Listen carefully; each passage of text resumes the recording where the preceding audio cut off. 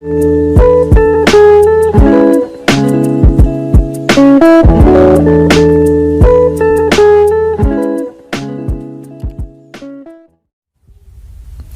anak-anakku, Assalamualaikum warahmatullahi wabarakatuh.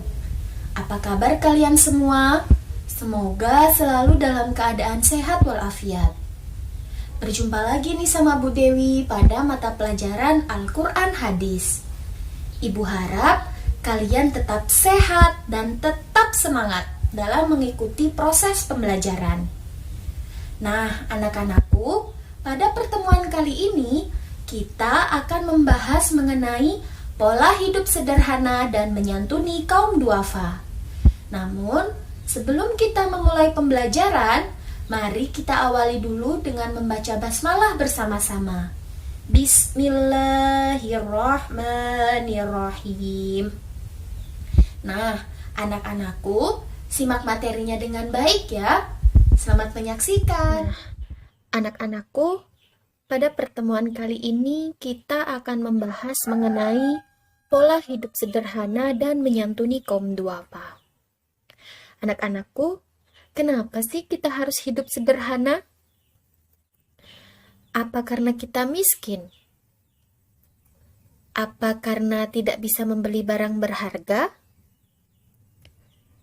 Atau karena tidak dihormati orang lain? Nah, banyak sekali orang yang berpendapat demikian. Orang yang hidup sederhana akan dianggap miskin, akan dianggap tidak bisa membeli barang berharga. Bahkan, orang yang hidup sederhana tidak akan dihormati oleh orang lain. Padahal, di dalam Islam sendiri, pola hidup sederhana sudah diatur di dalam ayat Al-Quran. Salah satunya adalah di dalam Quran surat Al-Furqan ayat 67 yang berbunyi, A'udzu billahi minasyaitonir rajim. Bismillahirrahmanirrahim. وَالَّذِينَ إِذَا أَنفَقُوا لَمْ يُسْرِفُوا وَلَمْ يَقْتُرُوا وَكَانَ بَيْنَ ذَلِكَ قَوَامًا. Yang artinya, dan orang-orang yang apabila membelanjakan harta, mereka tidak berlebihan dan tidak pula kikir. Dan adalah pembelanjaan itu di tengah-tengah antara yang demikian.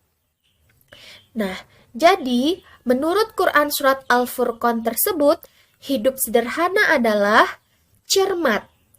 Cermat dalam membelanjakan harta dengan mengutamakan kebutuhan, bukan keinginan. Hidup sederhana dalam Islam adalah perilaku yang terpuji. Nah, maksudnya seperti apa? Quran surat Al-Furqan ayat 67 tersebut mengajarkan kepada kita bahwa kita jadi seorang umat manusia harus pintar-pintar mengatur keuangan. Tidak boleh pelit dan tidak boleh boros. Kita haruslah hidup sesuai dengan kemampuan kita. Jika kita memiliki uang yang berlebih, maka setengahnya itu kita pergunakan untuk hal yang baik-baik. Seperti contoh, dibelanjakan di jalan Allah, contohnya untuk bersedekah. Jangan boros-boros untuk beli makanan, untuk beli pakaian, padahal kita sudah memiliki pakaian yang lebih, yang banyak. Kemudian jangan juga pelit, padahal saudara kita dalam keadaan susah, tetapi kita tidak mau membantu saudara kita. Nah, dalam artian apabila kita memiliki uang yang berlebih, maka pergunakanlah sebaik-baiknya. Hidup dengan cermat, yaitu menerapkan hidup sederhana. Hidup sesuai dengan kebutuhan, bukan sesuai dengan keinginan. Contohnya apalagi Bu Guru? Contohnya, di tengah COVID-19 ini, yang paling kita butuhkan adalah memiliki paket data supaya bisa mengikuti proses pembelajaran. Sedangkan keinginan yang muncul adalah memiliki handphone baru seperti yang dimiliki oleh teman-temannya. Nah, kira-kira jika kita sudah menerapkan pola hidup sederhana, mana yang kita lebih dahulukan? Apakah membeli paketan atau membeli HP? Nah, jadi jika kita sudah menerapkan pola hidup sederhana, pasti kita akan membeli sesuatu yang kita butuhkan, yaitu membeli paketan, bukan membeli handphone yang menjadi keinginan. Nah, itu salah satu contoh pola hidup sederhana. Pergunakan apa yang kita miliki, apa yang bisa kita beli sesuai dengan kemampuan kita. Paham ya? Selanjutnya, kaum duafa. Nah, ini ada kaitannya ya sama pola hidup sederhana. Apabila kita memiliki uang yang berlebih, maka setengahnya kita pergunakan untuk belanja di jalan Allah. Salah satunya adalah untuk menyantuni kaum duafa. Kaum duafa itu apa sih? Nah, jadi kaum duafa adalah orang-orang yang dalam keadaan miskin, lemah, tak berdaya, atau tertindas terus-menerus. Contohnya adalah fakir, miskin, anak yatim, dan anak-anak terlantar. Menyantuni kaum duafa dapat berupa memberikan harta atau menjagakan harta mereka ketika mereka masih kecil. Maksudnya gimana, Bu Guru? Nah, jadi menyantuni kaum duafa boleh saja dengan kita memberikan harta yang kita miliki atau menjagakan harta mereka ketika mereka masih kecil. Contoh ya. Misalnya, ada teman kita yang bernama Ahmad. Nah, Ahmad ini baru berusia 10 tahun. Nah, sedangkan ayahnya Ahmad ini meninggal dunia dan menitipkan 2 meter tanah kepada pamannya Ahmad. Nah, otomatis anak umur 10 tahun belum bisa menjaga dan merawat tanah.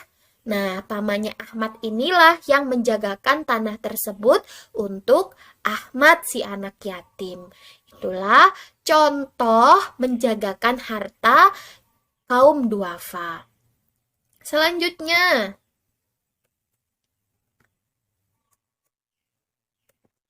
ayat tentang menyantuni kaum duafa. Bismillahirrahmanirrahim. وآت ذا القربى حقه والمسكين وابن السبيل ولا تبذر تبذيرا إن المبذرين كانوا إخوان الشياطين وكان الشيطان لربه كفورا, yang artinya, dan berikanlah kepada keluarga-keluarga yang dekat akan haknya kepada orang miskin dan orang yang dalam perjalanan. Dan janganlah kamu menghambur-hamburkan hartamu secara boros. Sesungguhnya pemboros-pemboros itu adalah saudara-saudara setan, dan setan itu adalah sangat ingkar kepada Tuhannya. Quran Surat Al-Isra ayat 26 dan 27. Nah, jadi Quran ini menjelaskan kepada kita bahwa kita jika memiliki harta yang berlebih, kita harus peduli terhadap sesama, terhadap keluarga-keluarga yang dekat dengan kita. Jadi kita harus tahu apakah kerabat kita bisa makan atau tidak, apakah baju mereka layak pakai atau tidak. Jika pakaian mereka, makanan mereka tidak layak, kita yang memiliki harta berlebihlah yang wajib membantu. Karena apa? Karena sebagian dari harta kita adalah harta mereka juga yang Allah titipkan kepada kita. Kemudian selanjutnya, Etika menyantuni kaum duafa. Ikhlas, tidak menceritakan perbuatannya kepada orang lain dan lebih utamanya jika disembunyikan. Nah, tahu kan surat Al-Ikhlas? Di dalam Quran surat Al-Ikhlas tidak tertulis kalimat ikhlas. Nah, itulah orang yang ikhlas. Etika menyantuni kaum duafa, kita diperintahkan untuk ikhlas, tidak menceritakan kepada siapapun, karena apabila kita menceritakan kepada orang lain, itu sama saja dengan perbuatan riya. Sedangkan riya di dalam Islam adalah perbuatan yang tercela. Kedua, memberikan motivasi agar kaum duafa bisa meningkatkan kualitas hidupnya. Nah, ketika kita menyantuni kaum duafa, jangan lupa untuk memberikan semangat. Supaya apa? Supaya mereka tetap bisa menjalani hidupnya tanpa merasakan kesedihan. Ketiga, berbicara yang sopan agar tidak menyinggung perasaan kaum duafa.